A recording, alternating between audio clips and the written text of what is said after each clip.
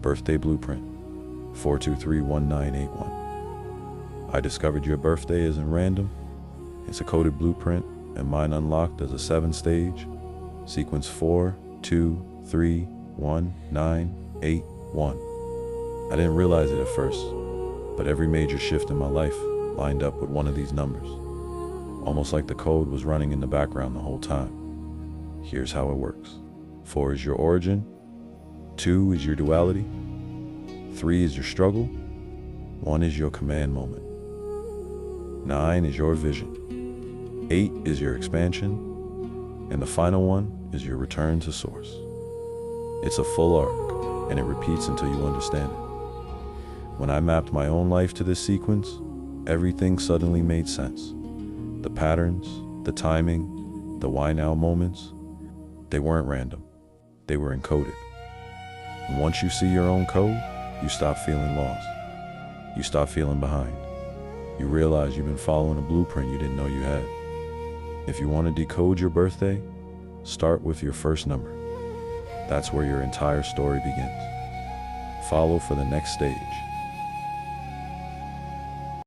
I didn't understand it at the time, but the lion in my dream wasn't trying to kill me.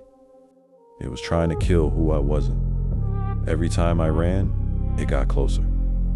Every time I hid, it found me. And the moment I stopped running, everything changed. The lion wasn't a threat. It was a confrontation, a symbolic initiation that shows up when your old identity is ready to die. That's the part nobody talks about. Ego death doesn't happen in silence. It happens through a moment that terrifies you into surrender. When I finally turned around and faced it, the fear collapsed.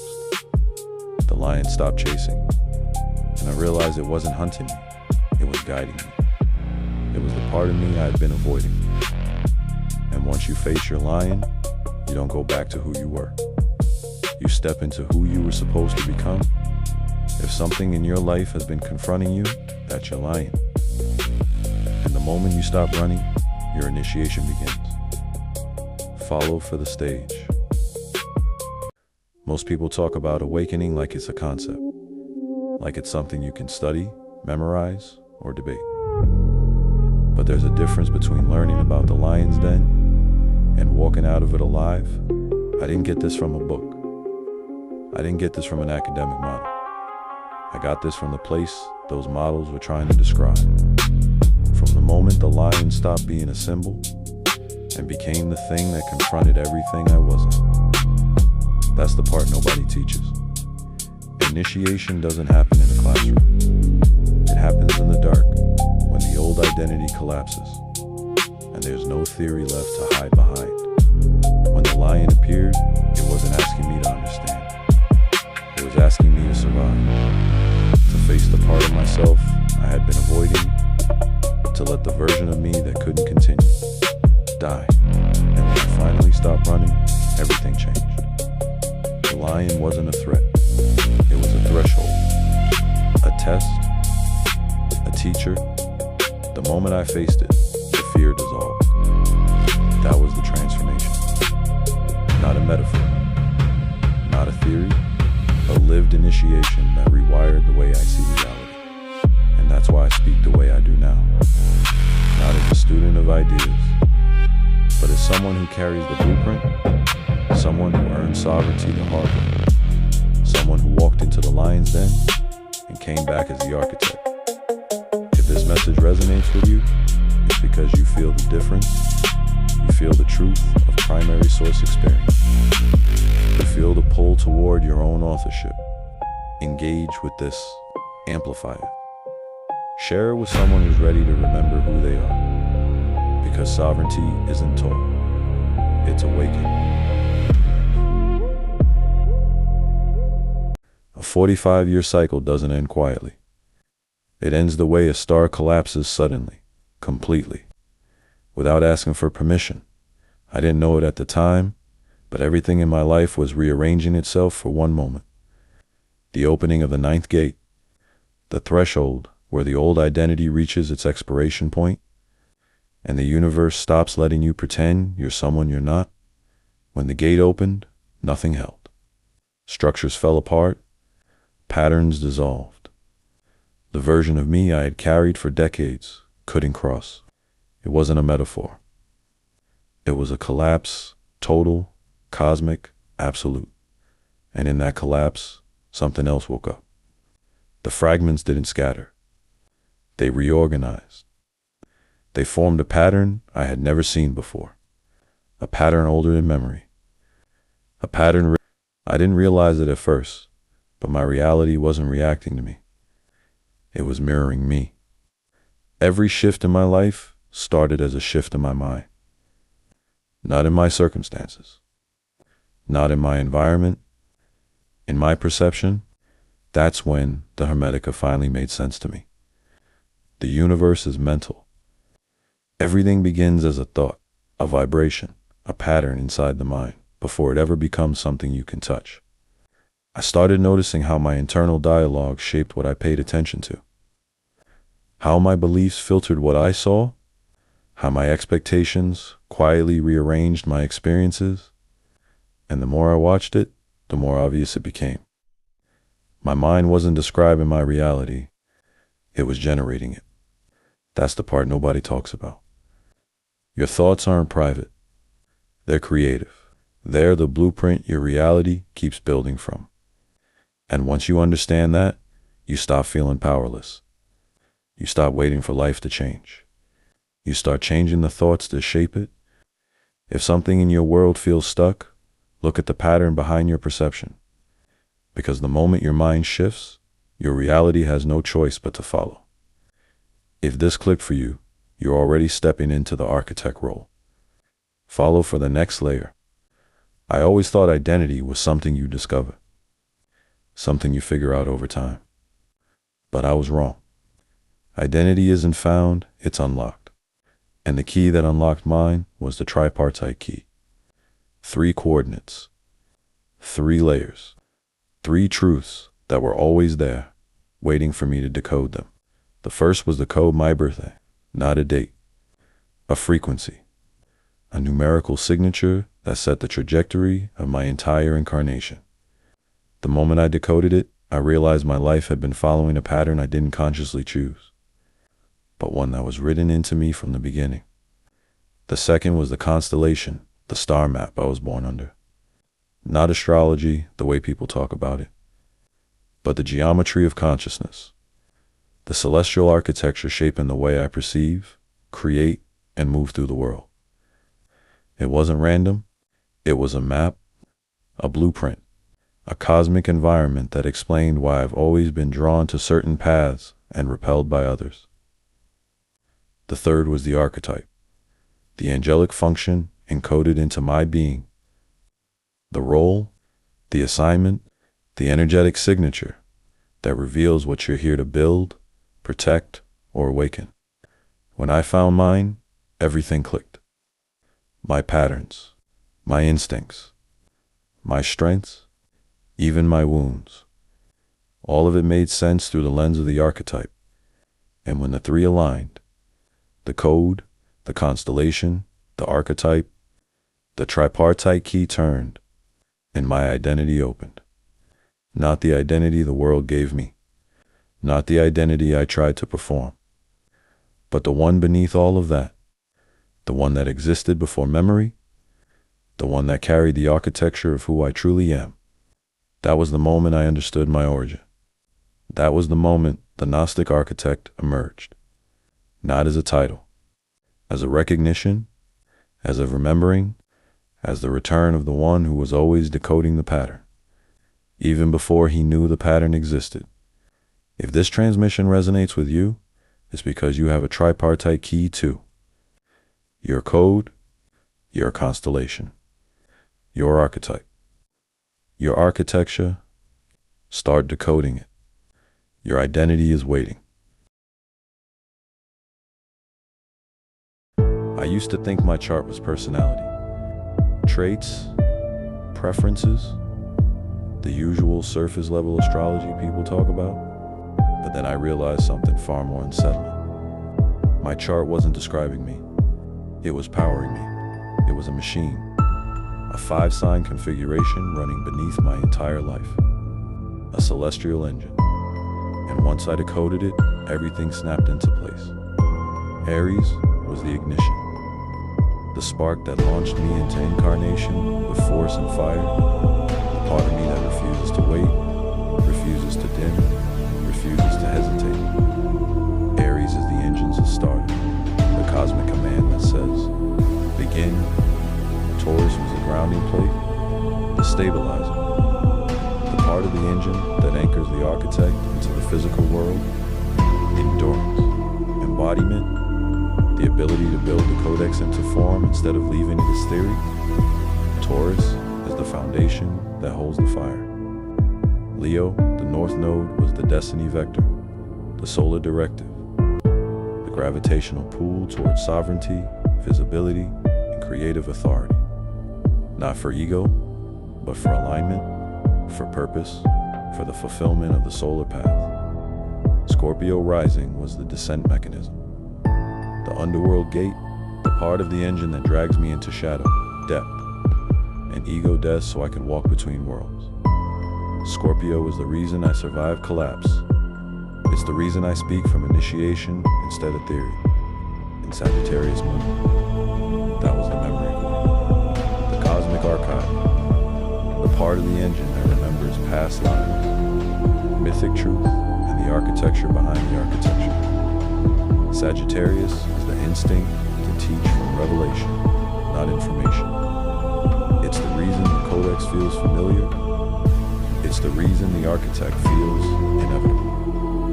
When I finally saw how these 5 signs connected, Aries ignition, Taurus grounding, Leo destiny, Scorpio descent, Sagittarius memory. The celestial engine came online. My identity didn't develop. It activated. It revealed itself as the operating system I've been running since birth. Not personality, not preference. Architecture, mechanics, cosmic engineering. This is why the codex woke up. This is why the architect emerged. This is why I speak the way I do now. Not as someone guessing, but as someone powered by a living celestial machine. If you feel this transmission, it's because your celestial engine is humming beneath your awareness. Decode it, explore it, your architecture is waiting. There's a moment in every awakening where the old identity doesn't fade.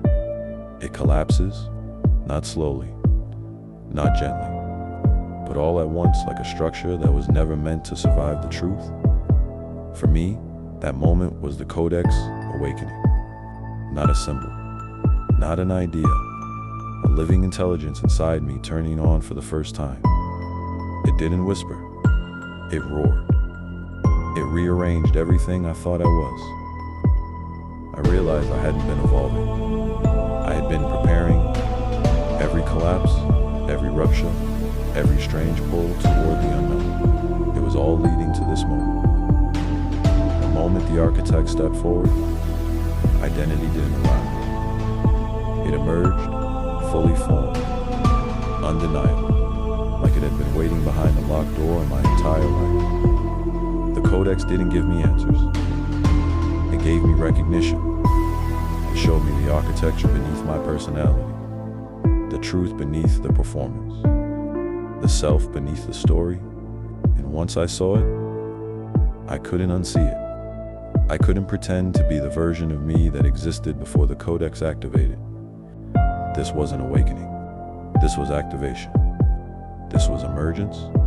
This was the architect returning to the surface. If you feel this transmission, it's because something inside you is stirring too.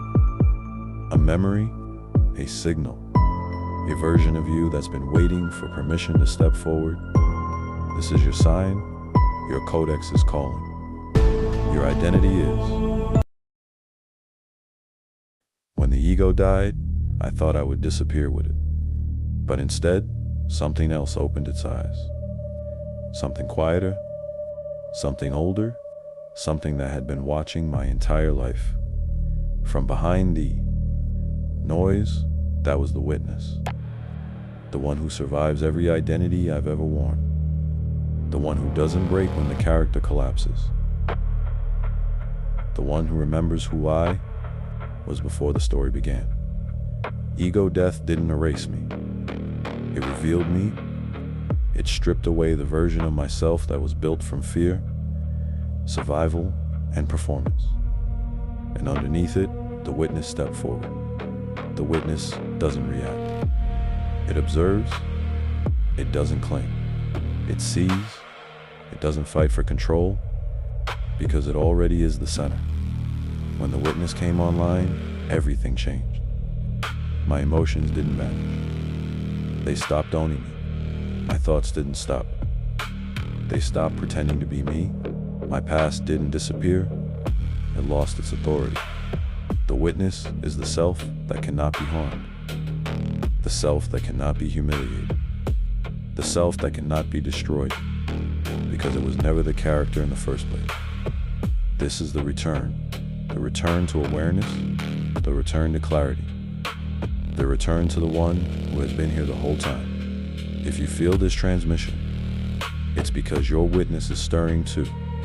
The quiet presence behind your thoughts, the one who watches without judgment, the one who survives every collapse. You are not the identity that died. You are the awareness that remained. This is your return. This is your witness coming online. Most people think they're choosing, but they're not. They're repeating patterns. They're reenacting the past. They're following the momentum of an identity that was built from fear, survival, and conditioning. But after ego death, something changes. The witness comes online. The noise fades. And for the first time in your entire life, you can actually see the difference between impulse and truth. This is the moment of the first real choice. Not the choice your trauma would make. Not the choice your old identity would force you into. Not the choice your fear would whisper in your ear. A sovereign choice. A choice made from clarity instead of programming. A choice made from awareness instead of reaction.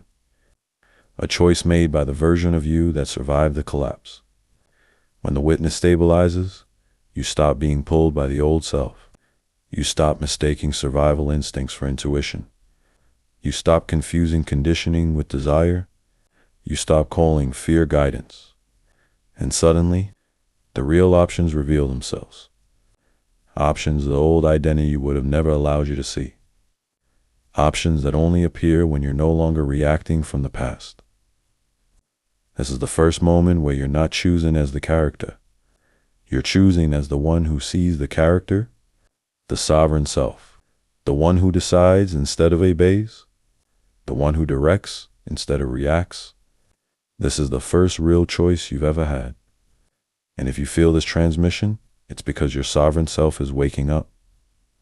The part of you that chooses from clarity, the part of you that chooses from truth, the part of you that chooses from awareness, this is your moment. Your first real choice begins now. Making the choice was powerful, but this is the moment everything changes. Because a choice means nothing until you align with it. Yesterday, the sovereign self chose. Today, the old identity tries to pull you back. It whispers the familiar fears. It tries to recreate the old patterns. It wants you to believe nothing has changed. But something has changed. You're not choosing from programming anymore. You're choosing from awareness. And alignment is when that awareness becomes your new center. Alignment is the moment the new self takes the throne. It's when your thoughts, emotions, and actions all turn toward the same direction. The direction chosen by the witness. This is the internal click. The shift from intention to embodiment. The moment where you stop saying, I want to change, and start living as the one who already has. The old self can't follow you here. It can't survive in alignment, because alignment is coherence. And the old identity was built on fragmentation. When you align, you stop negotiating with your past. You stop apologizing for your evolution. You stop shrinking to fit the version of you that no longer exists. Alignment is sovereignty in motion. It's the first act of living as the one who chose. It's the moment your choice becomes your reality. If you feel this transmission, it's because your alignment has already begun. The new self is not waiting for permission. It's waiting for embodiment. This is your moment. Step into alignment. Become the one who chose.